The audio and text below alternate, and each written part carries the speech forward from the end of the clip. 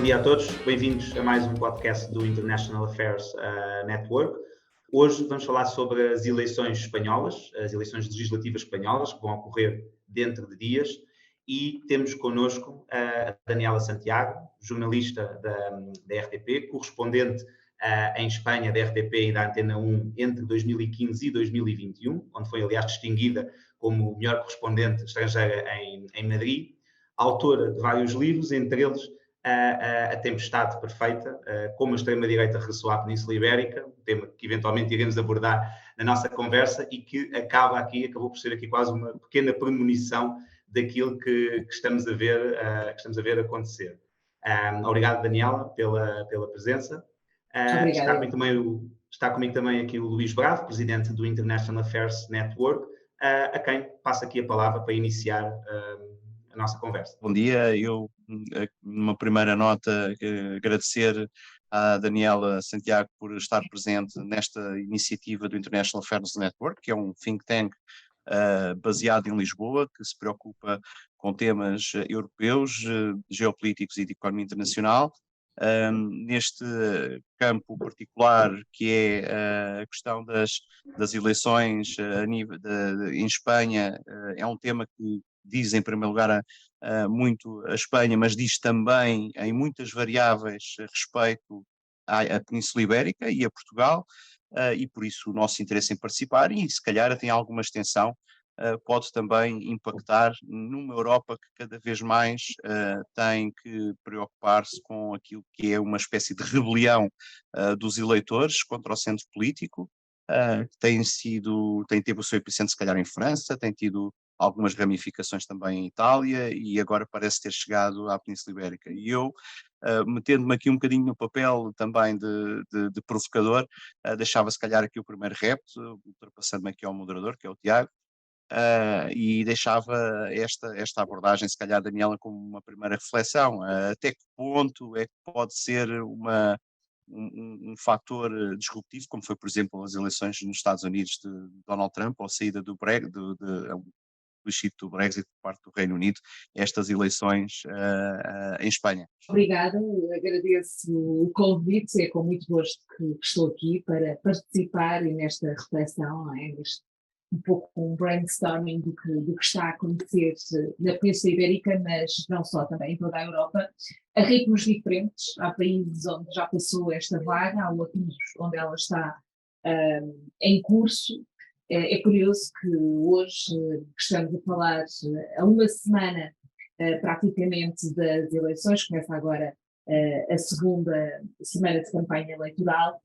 Giorgia Meloni, em Itália, já veio dizer que é muito importante que o Vox entre para o governo de Espanha e tenha uma presença muito forte no governo de Espanha. Sabemos que Santiago Abascal sempre se deu muito bem com Salvini, tal como Ventura, que já foi várias vezes a Fátima aqui em Portugal, com Matteo Salvini, o homem que depois, por outro lado, recusa receber migrantes que estão no do Mediterrâneo, mas eles lá terão a sua fé.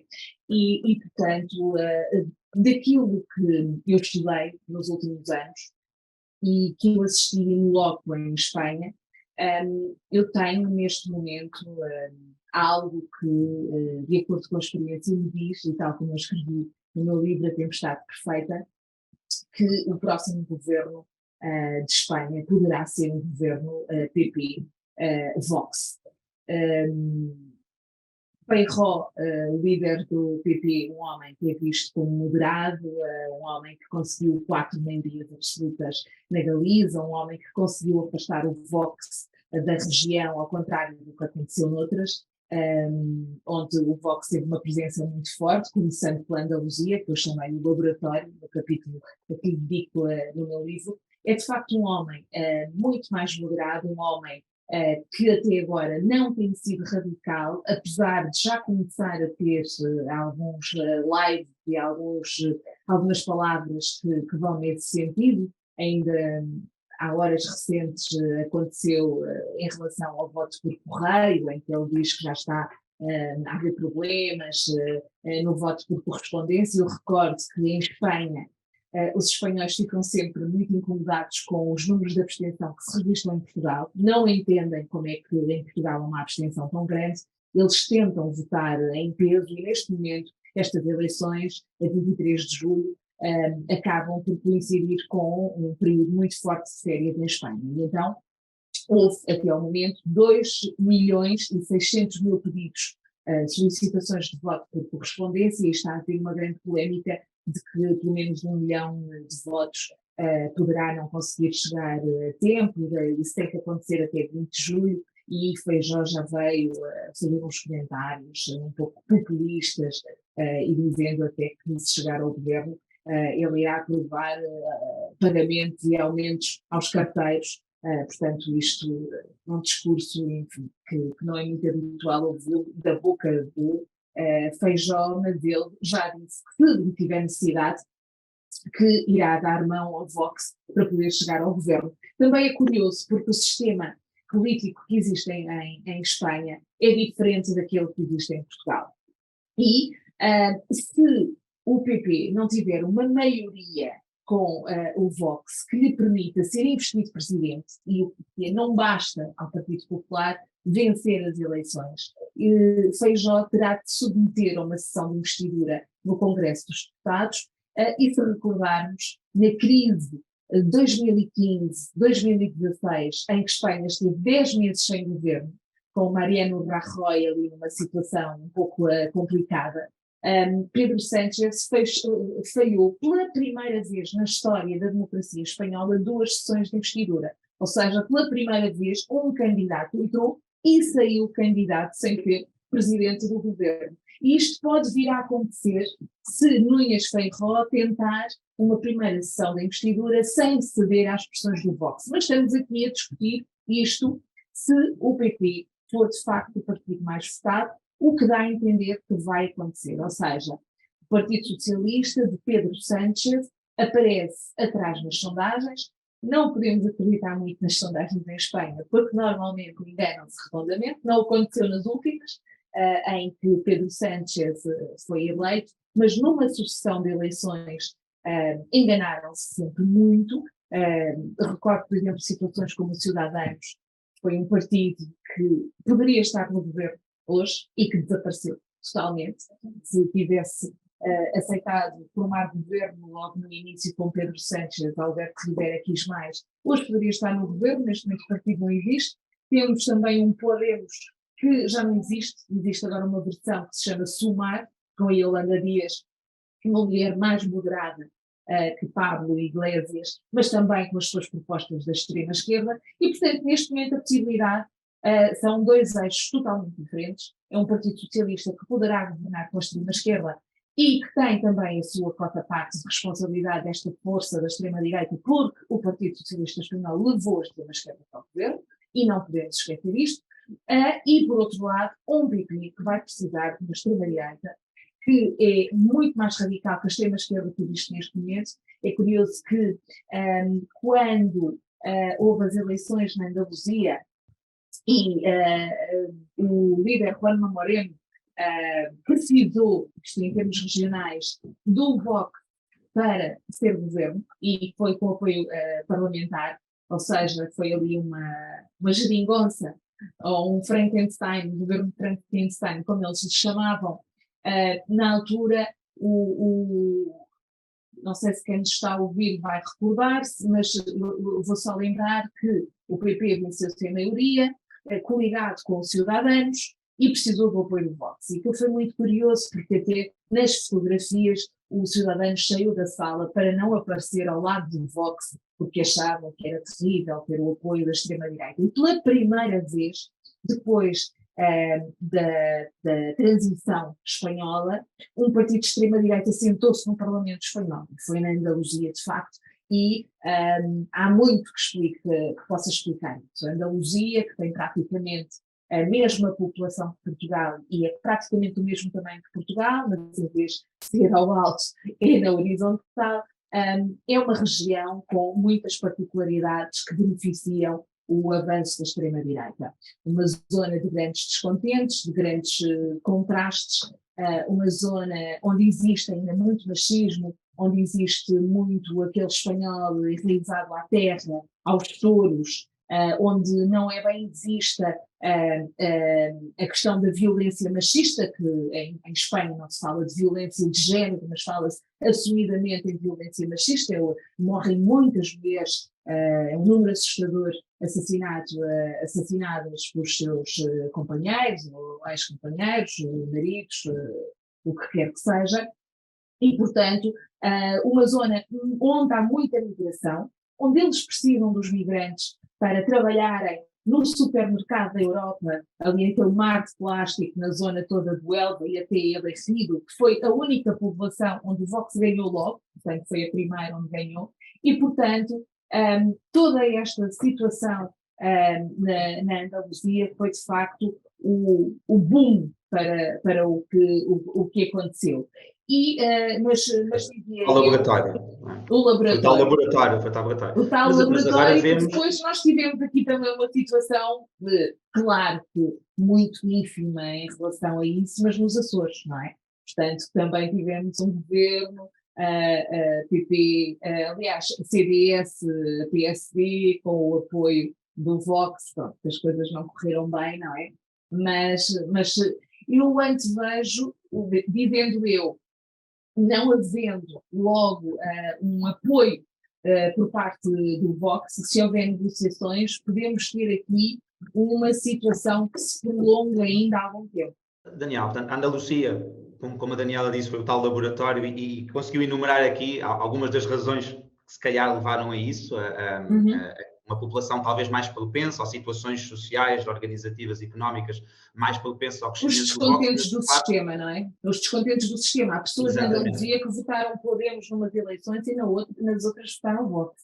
Portanto, que é um fenómeno muito visto, mas que neste momento, quer dizer, acaba por alastrar de algum modo a toda a Espanha, se calhar não tanto na Catalunha, se calhar não tanto no País Basco, mas neste momento temos, portanto, o Vox com votações que tivemos nas autonómicas e nas municipais, o Vox já com votações expressivas e os socialistas a baixar. Se calhar, até um bocadinho para percebermos porque é que estamos a ter este podcast hoje e não daqui a 6 meses, que era quando as eleições deveriam ocorrer. O que é que correu mal nestes 3 anos e 4 anos, basicamente, 4 anos, quase 5, que Pedro Sánchez é primeiro-ministro, antes sozinho, agora coligado em governo com o Podemos, e se calhar podia ter também uma pequena comparação com Portugal, onde não tivemos a extrema-esquerda no governo, mas tivemos a extrema-esquerda a apoiar, a aprovar orçamentos durante 4 anos, e depois, nas eleições subsequentes, não tivemos os resultados que parece que vão acontecer agora em Espanha com as sondagens. O que é que correu tão mal em Espanha que eventualmente parece não ter acontecido? É curioso que agora recebi aqui uma notificação que a Presidente da Extremadura, PP, já foi, neste momento acabou de ser investida e já é Presidente com o governo Vox, e também já aconteceu o mesmo ontem, salvo erro, com a Comunidade Valenciana, que é importantíssima para o PP, esse eixo estratégico Madrid, Comunidade de Valência, para controlar um pouco o que se passa ali na Catalunha, não é? O que é que falhou? Primeiro, eu acho que há um determinado cansaço já em relação a Pedro Sánchez. Pedro Sánchez é um homem que absorve muita energia, eu diria que é uma fênix renascida. Eu não estou aqui minimamente a defender Sánchez, mas Sánchez é um homem de combates, é um homem que, como eu dizia, sabendo que ia chumbar nas sessões de investidura, entrou e saiu, candidato.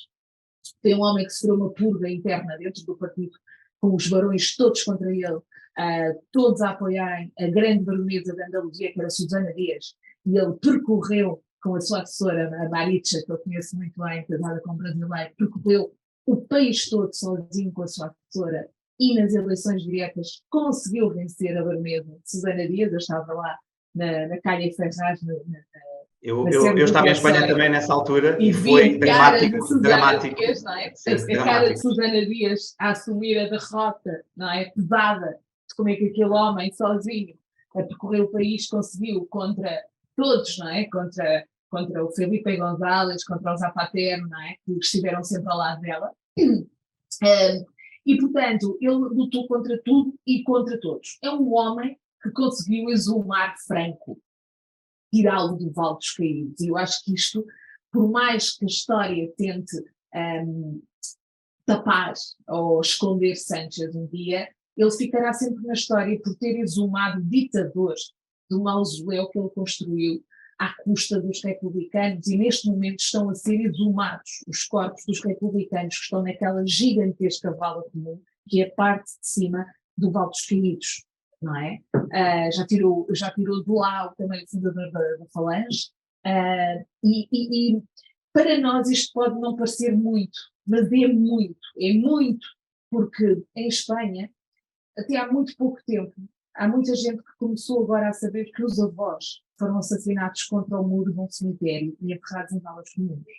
Porque, tal como no País Basco, os assassinatos pelos etarras continuam, as famílias dos assassinatos continuam a conviver com os familiares dos etarras e a discutir se eles vão ser trazidos para prisões mais próximas, ou nestas eleições Sánchez pactou com o Bildu, e nestas eleições não, nestes últimos 4 anos de governo pactou com o Bildu, que é o braço político da ETA, e portanto para muitos espanhóis é muito difícil ver como é que um governo, isto foi uma das coisas que Sánchez fez mal, ao estar, ele precisou do apoio de um partido que conta com o apoio de etarras e que, inclusive, candidatou nestas eleições autonómicas e regionais homens que foram condenados e que cumpriram penas por pertencerem à ETA e por terem cometido assassinatos. Portanto, só para perceberem, e em Espanha há uma clivagem gigante ainda, em relação, porque ainda hoje, ainda há pessoas vivas que se lembram perfeitamente, porque nós estamos a falar de algo que aconteceu agora, não é? Há uma década, há 2 décadas, que se lembram perfeitamente dos vizinhos serem familiares de quem lhes matou o pai, o primo, não é? O Miguel Ángel Blanco, não é? E, portanto, isto convive também com as feridas da Guerra Civil. Há cicatrizes, ainda há feridas. Há cicatrizes muito grandes, não é? A Espanha é o segundo país, e eu fiz questão de escrever sobre isso no livro, é o segundo país com o maior número de valas comuns no mundo, depois do Camboja. Há parques infantis, autoestradas construídas em cima de valas comuns, de pessoas que continuam a querer encontrar os seus avós, os seus pais. Eu estive com um senhor de 91 anos que tenta exumar o corpo do pai para lhe dar uma sepultura digna, dizia ele, no cemitério de Sevilha, e isto é absolutamente incrível, não é? Como é que isto continua a acontecer? Aliás, O Silêncio dos Outros, esse documentário fantástico, ganhou vários prémios, mostra isso, uma mulher sentada à beira da autoestrada que quer tirar o corpo da mãe dela, mas que não pode, porque o Alcatrão está por cima, não é? Isso é algo difícil. É difícil para nós, portugueses, percebermos que não tivemos nada similar. E Portugal, que diz que conhece muito Espanha, não conhece. A história dos bebés roubados, eu só tive conhecimento quando cheguei lá. Nos anos 90 ainda se dizia a mães que os bebés tinham morrido e os bebés eram ainda dados para venda, não é? Portanto, isto foi outra coisa que aconteceu durante Franco, em que ele achava que as mães republicanas que não tinham condições para criar os seus filhos, tiravam-nos os bebés, diziam que os bebés tinham morrido, como eram famílias pobres, diziam que vocês não têm dinheiro para fazer o funeral, nós vamos fazer desaparecer o corpo, e estas crianças foram dadas a famílias que eram famílias frentistas ou vendidas. E, portanto, estão neste momento a ir a tribunal casos de pessoas que descobriram agora que afinal não são filhos de quem pensavam ser. E isto tudo se passa em Espanha, e isto tudo pesa, não é? E quando nós temos um discurso de um partido de extrema-direita que diz que quer retomar os valores que foram perdidos, que nunca concordou com a exumação de Franco, e estive no Vale dos Caídos, e na altura dos aniversários, do aniversário da morte de Franco, por exemplo, vi dezenas e dezenas de pessoas a fazer o sinal, não é? Que nós associamos a Hitler, e a prestar ali a sua vassalagem ao regime, que nós sabemos que houve vítimas dos 2 lados dos bandos, como se diz em Espanha, mas que o número do lado dos republicanos foi muito maior e não foi reposto, enquanto do outro lado foi, não é? E, portanto, todas estas diferenças A crise económica, a pandemia, que foi muito difícil, não é? A forma como a Espanha teve de se movimentar também para fazer face às questões da pandemia, às questões da crise que veio depois. O facto de Sánchez ser um homem que diz tudo e que isso não cai bem a uma parte dos espanhóis.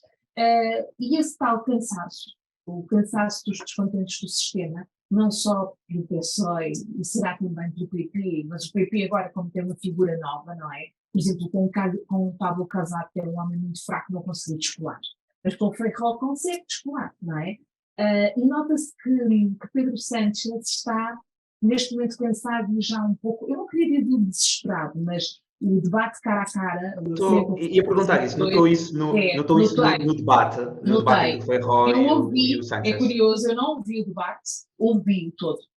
Porque eu não consegui ter acesso à sexta, não assino o canal pela internet e, portanto, como não foi transmitido pela TV, eu só consegui ouvir e ouvi todo. E é curioso, porque quando estamos a ouvir, nós estamos muito mais centrados no discurso, não é? E eu achei que ele estava de cabeça perdida. Cabeça perdida no sentido de há muitos dados, há muitas inverdades que foram atiradas para o debate pelo lado do PP. Ele queria rebatê-las, mas ao mesmo tempo também queria dizer outras coisas, não é?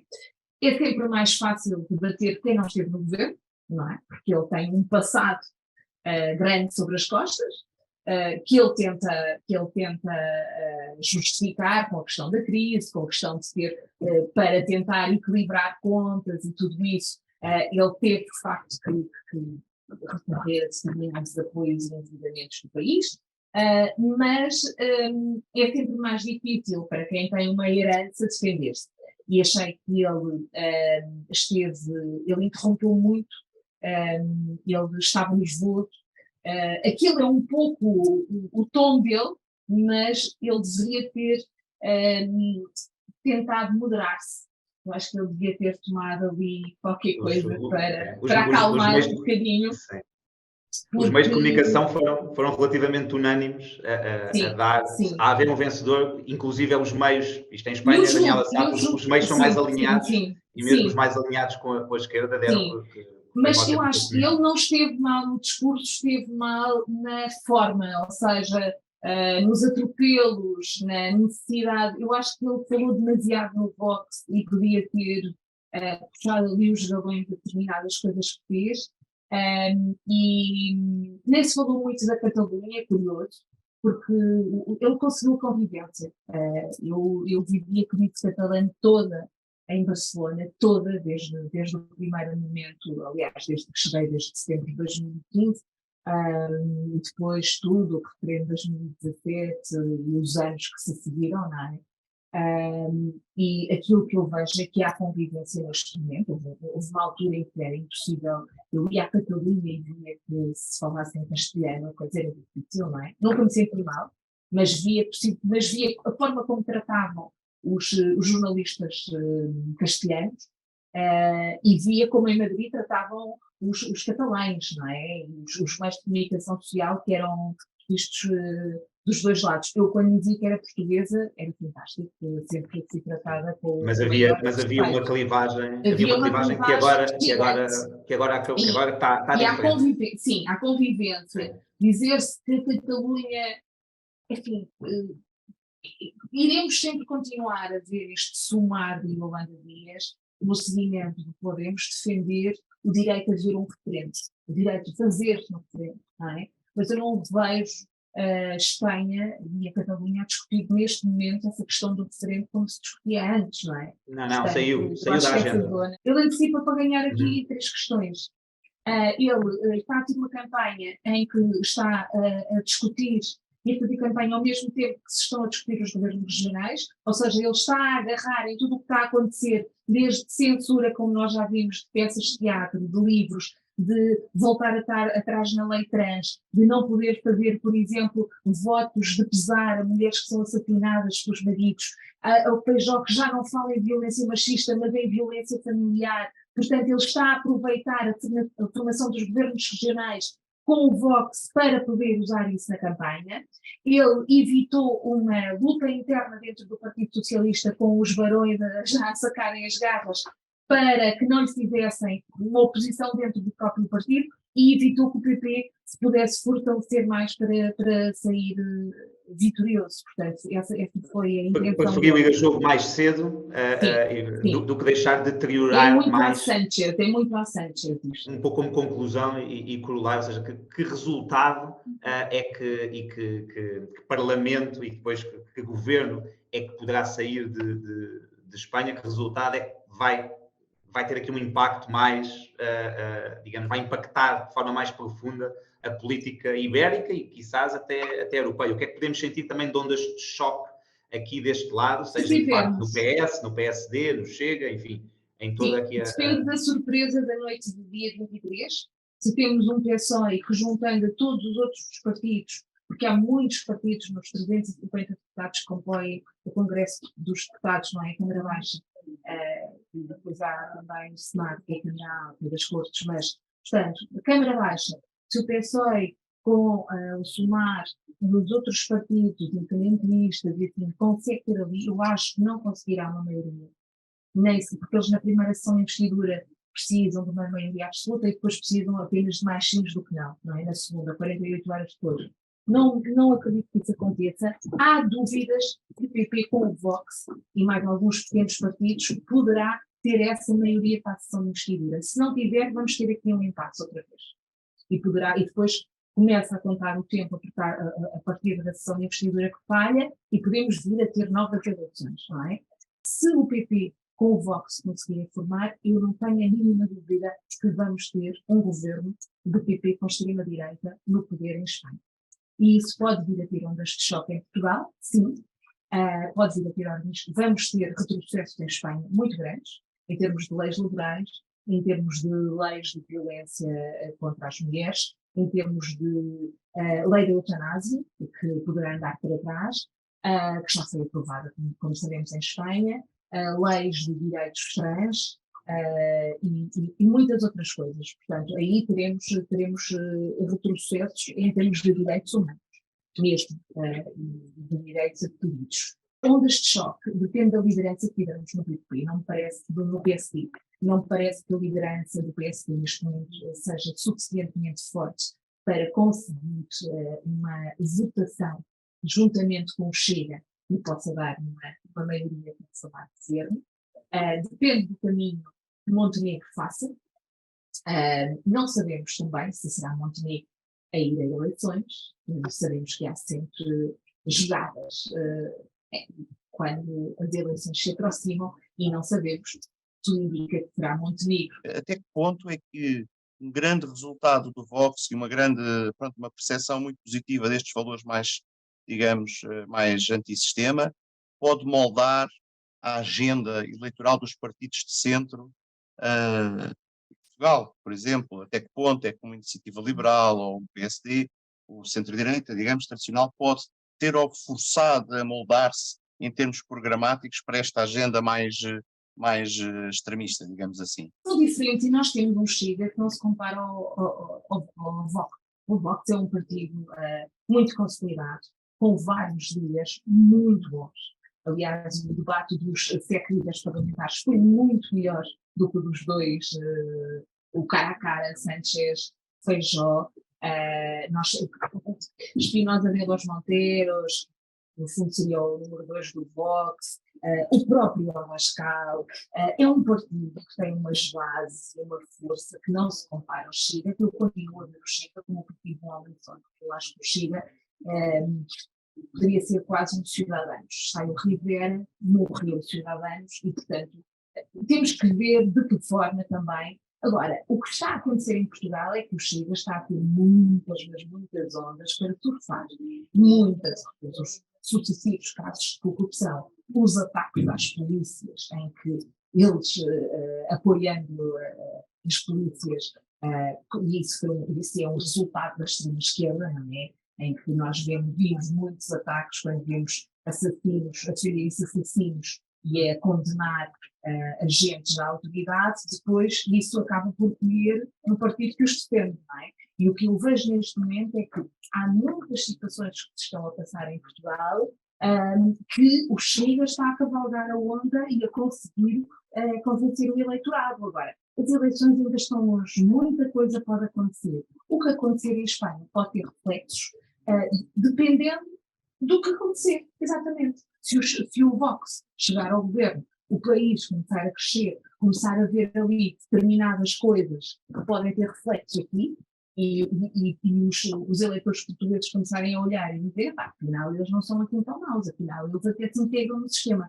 Porque eu estava a lembrar e há pouco falava na Andaluzia por causa disso. O Juanma Moreno dizia-me, quando eu lhe perguntava, então mas estão a aceitar o apoio do voto? É que estes partidos radicais têm de ser integrados no sistema para se moderarem. Era a explicação dele. Mas eu vejo o Vox no Parlamento Espanhol, no Congresso, e não os vejo moderados. Pelo contrário. Eles moderam-se quando têm necessidade. As pessoas, quando têm poder, eles não se moderam. Não é? E, portanto, isto é tudo muito, muito relativo. A questão é, como eu escrevi no meu livro, eles não precisam estar no poder para terem poder.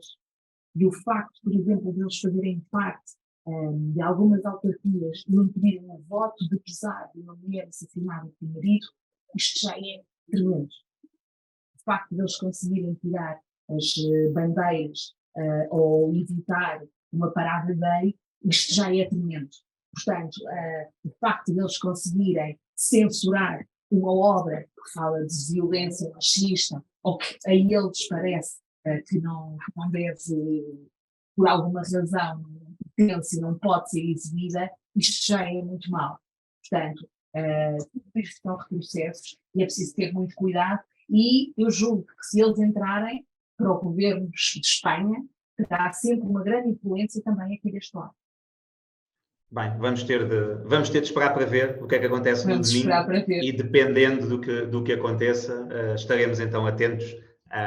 Talvez falaremos daqui a uns meses outra vez para perceber então estas ondas de choque. Daniela, muito obrigado de novo pela sua presença. Obrigado por nos ter explicado aqui até algumas especificidades espanholas, como a Daniela disse bem. Às vezes aqui em Portugal não estamos tão alerta e não entendemos e é preciso estar lá e ter lá passado algum tempo para de facto perceber.